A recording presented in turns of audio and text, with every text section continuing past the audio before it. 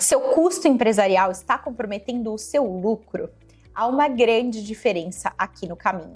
Você pergunta para muitos empresários quanto você fatura? Na hora tem a resposta. Mas quando você diz qual o custo que você tem para produzir o seu serviço ou para vender o seu produto, é aí que o negócio começa a ficar um pouquinho mais bagunçado. A diferença entre um negócio lucrativo muitas vezes está no custo, ou seja, qual o custeio da sua empresa para conseguir suprir uma operação de receita. Você sabe exatamente quanto gasta em cada serviço, em cada produto? Você sabe qual o ponto de equilíbrio do teu negócio? Ou seja, quanto você precisa vender daquele produto específico para conseguir gerar lucro? Hoje eu vou revelar 4 fundamentais conceitos para que você entenda de fato o custeio do seu negócio.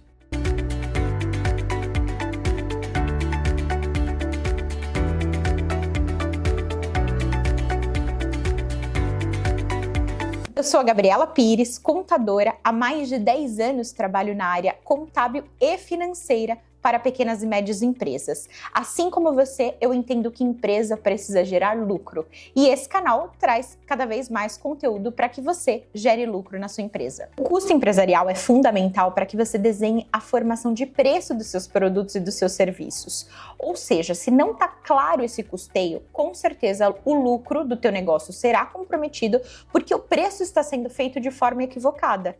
E controle de preço é algo que é primordial para a sustentabilidade de qualquer modelo de negócio. Primeira estratégia, classifique corretamente. Então, há uma diferença entre custo e despesa. E qual é essa diferença? Tudo que é custo está diretamente ligado à produção. Então, tudo que você produz de produto ou de serviço, você precisa considerar como um custo, né? E tudo que você tem de despesa são aquelas outras despesas, né? Aquelas outros consumos que você tem no seu negócio que não estão diretamente ligados à produção. Eu vou dar um exemplo claro. Quando eu falo do escritório de contabilidade, que é o meu caso, o que são custos diretos? É todo aquilo que eu preciso para entregar serviço de contabilidade. Então, principalmente no meu caso, sistema e pessoas, né? Eu preciso de pessoas para operacionalizar e sistemas adequados para entregar para o cliente. Então, isso é custo do meu negócio. E o que é despesa? É minha despesa de aluguel, de energia elétrica, de marketing, tudo isso é relacionado à despesa, porque eu não dependo disso para produzir o meu serviço. Outra subdivisão importante é a diferença entre custo variável e fixo, né? Então, variável é tudo aquilo que varia de acordo com o meu aumento de faturamento. Ou seja, quanto mais eu vendo, mais esses custos aumentam. Isso está diretamente ligado à variação. E também temos os custos fixos, que independente de quanto eu for vender, eles vão continuar existindo. No exemplo que eu dei anteriormente, eu digo meu sistema, né? O meu sistema contábil eu vou ter que pagar, ele é um custo, mas eu vou ter que pagar ele de qualquer forma, mesmo se eu faturar mais ou menos, ele permanece inalterado. Folha de pagamento não. Folha de pagamento, quanto mais clientes eu tenho, mais pessoas eu preciso para operacionalizar. O segundo é o custeio indireto. Esse é um indicador que confunde mesmo os empresários. Por quê? Porque são aqueles custos fixos que muitas vezes você não sabe para onde levar, né? Então, por exemplo, uma energia elétrica. Quantos por cento eu uso da energia elétrica para produzir o meu serviço?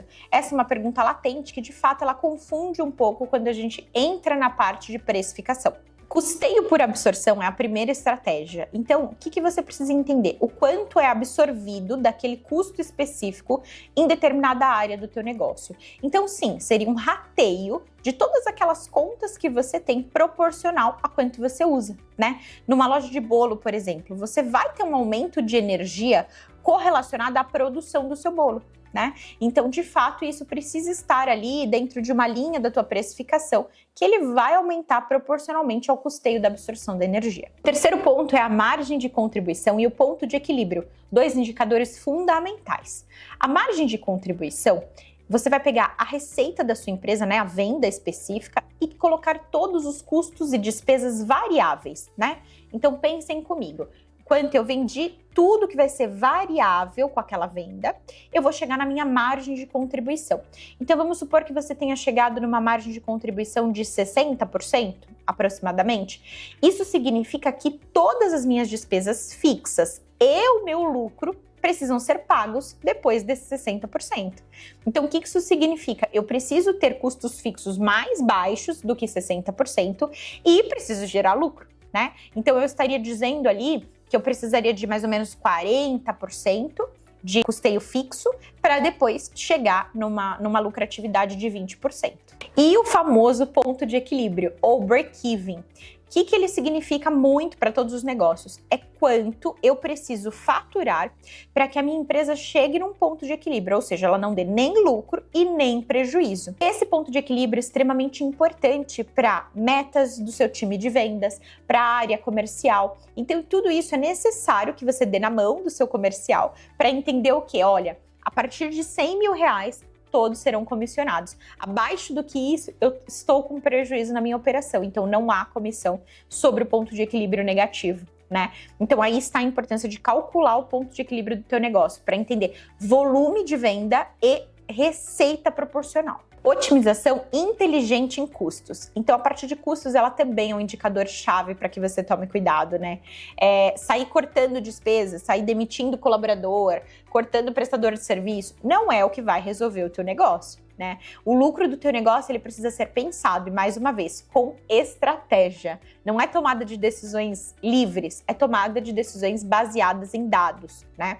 Então, quando a gente fala de custeio, precisa entender que muitas empresas, normalmente empresas maiores, elas precisam ter o custeio que a gente chama de centro de custo. Então, custos de áreas específicas para que eu consiga entender o quê?